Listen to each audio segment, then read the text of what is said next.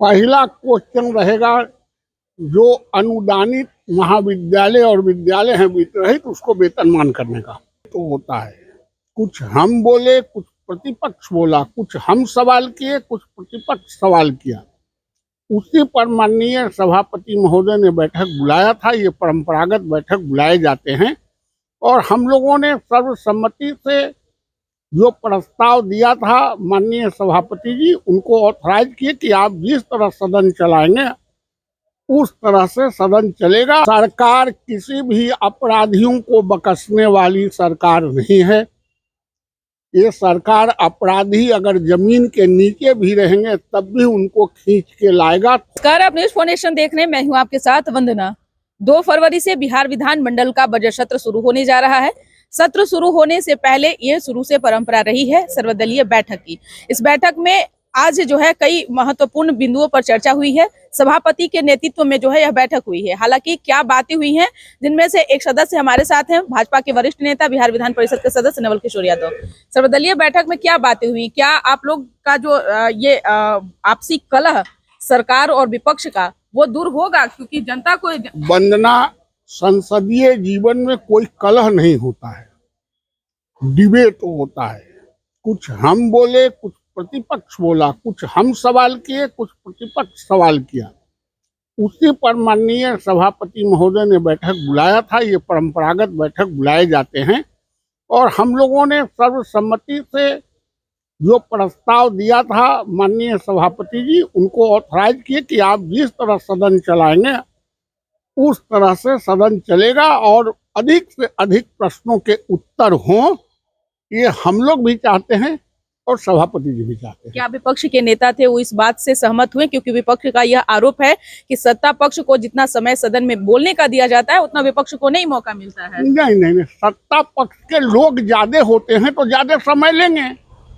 विपक्ष का कम सदस्य होते हैं तो कम सदस्यों पर समय मिलता है।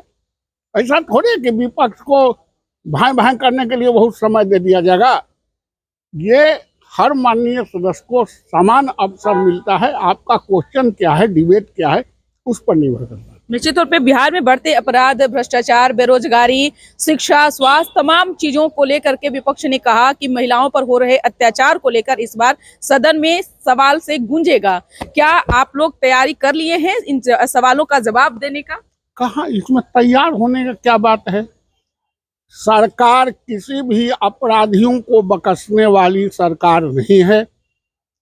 ये सरकार अपराधी अगर जमीन के नीचे भी रहेंगे तब भी उनको खींच के लाएगा। थोड़ा देर हो सकता है, अंधेर नहीं हो सकता है। कोई अपराधी बचा नहीं है और कोई अपराधी बचेगा नहीं। विपक्ष तो कह रहे हैं ना कि सरकार के नीचे घटनाएं घट जा रही है, महिलाएं सुरक्षित नहीं है और जिस तरह से हॉस्टल का कांड हुआ, कांड में अब तक न्याय नहीं मिला है उनके परिवार को, परिवारजनों को, या फिर आए दिन ऐसी घटनाएं घट रही है, सरकार के नाक के नीचे हो रही है, लेकिन सरकार अभी तक कोई आए दिन ऐसी घटनाएं, तुम ऐसा बात कर रही हो कि जैसा लगता है कि टोकरी भर घटना घट रहा है। एका दुका हुआ, उस पर सरकार ने SIT की टीम लगा दिया है और उसका भी जल्दी ही फलाफल आ जाएगा।